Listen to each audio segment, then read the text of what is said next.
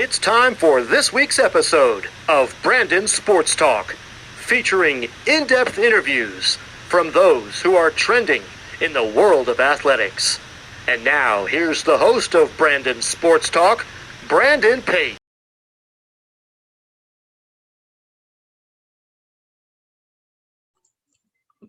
Welcome back to Brandon Sports Talk. In today's episode, I had the privilege to interview somebody I worked closely with, Chandler Johnson, who is with the News-Argus Sports as the editor. How are you doing today?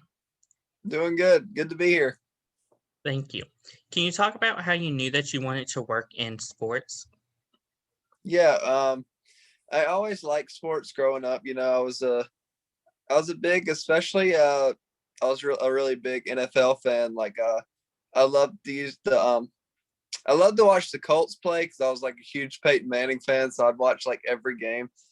But I kind of didn't know that's what I wanted to do as a career. So when I first went to NC State, I was a business major, and but I really didn't enjoy the classes, and I made okay grades, but I was like, I don't think this is for me, and so I decided to try writing sports for the school newspaper, and I really enjoyed it. So I ended up switching my major to media communications.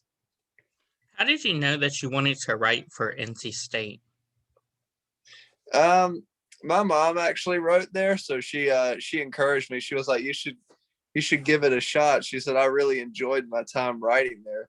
But she wrote news, but she was like, well, you really like sports, so you should try that.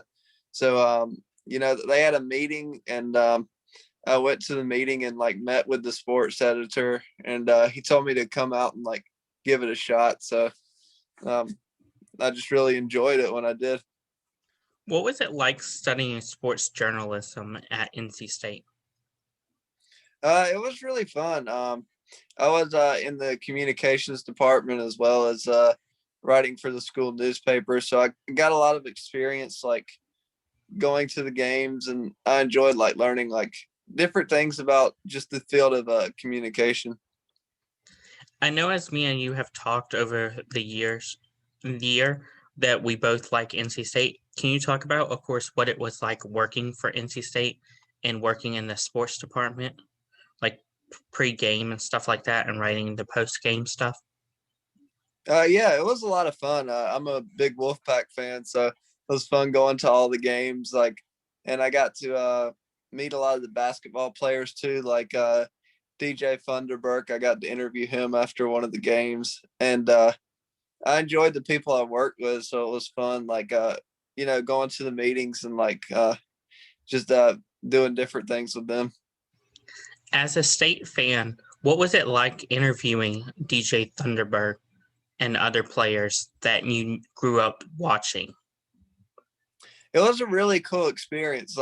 When I first started, I was I was nervous about it because it was my first time, and I was like, these guys are like my idols. So I was really nervous to interview them, but the more I did it, I just got relaxed and felt more comfortable in my position. Did you only cover basketball at NC State, or did you cover football and other sports like that? I didn't do any live football games, but I did some previews for the games as well as some recaps, and I also would do weekly sports recaps for the football, and then I'd also go to I did some tennis, some basketball, I did some soccer games, and then I did some different events too that aren't as popular, but I did swimming and archery as well. Of course, whenever you do interviews, did you get a chance to interview Kevin Keats or Dave Dorian? I was in the room with a lot of the other people who would interview them, but I didn't really get a chance to ask too many questions because there was so many different news outlets there. But I'd used a lot of the quotes that were asked by other people for my post-game stuff. Can you talk about that moment when you were in the media room with all the other media, knowing that your favorite coach might have been right in front of you? It was pretty cool. Kevin Keats was he's a really respectful and nice guy. So it was like he treated all the media members in there, like they were his friends almost. So it wasn't like intimidating talking to him because he's got such a good personality. Can you talk about, of course, your transition to go from NC State to Goldsboro News-Argus, my bad. That's fine. I after I graduated NC State, I didn't really I didn't have a job for a while. I was just like sending some emails to different newspapers, and I emailed Rochelle Moore at the News-Argus and told her I was interested in writing some articles.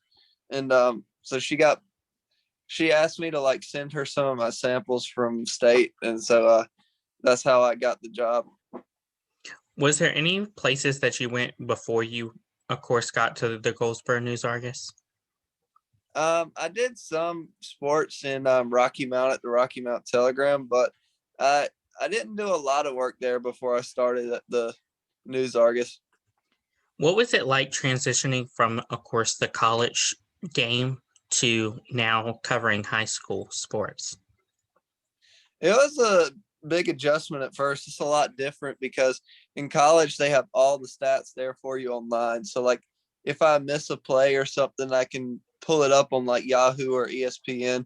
Whereas in high school, like they have limited stat keeping, but it's mainly your responsibility to keep up with all the scoring and stats. So it's a lot more concentration. Like you can't lose focus at all. Of course, whenever you were at state, were you on the court and on the field during the game, covering the game, or were you like in the press box? I was either in the stands or in the press box. In high school, they let you on the field and have like a lot more access to the coaches and everything. Can you talk about, of course, that moment of being on the field, knowing that, of course, as media, we are only allowed to be on the field, no fans are, versus when you were at state in the press box or in the stands where other fans were? Yeah, I thought it was really cool. I think it's cool being like right there with all the athletes and the coaches. Like, you feel like you're much more a part of the team than you are at the college level, where you feel like you're kind of separated because of the distance, and like you don't get as much hands-on with the students and everything. What have you learned while working on the high school level? I've learned a lot that building relationships are important, especially at this level, because if you build a good relationship with the AD or the coach, you're more likely to get better answers to your questions, and they're more likely to work with you if you need team photos or a story or anything. What are some of your future plans whenever it comes to sports journalism? I would love to work full time in Goldsboro if I can, like either as a sports editor or sports writer, because right now I'm part time. But if oh, sorry, I lost you there for a second. But if it doesn't work out to work full time in Goldsboro, I'd like to go somewhere else where I could work full time. How has the Raleigh experience helped you to go from a big city like Raleigh to Goldsboro, where, of course, it's a small town?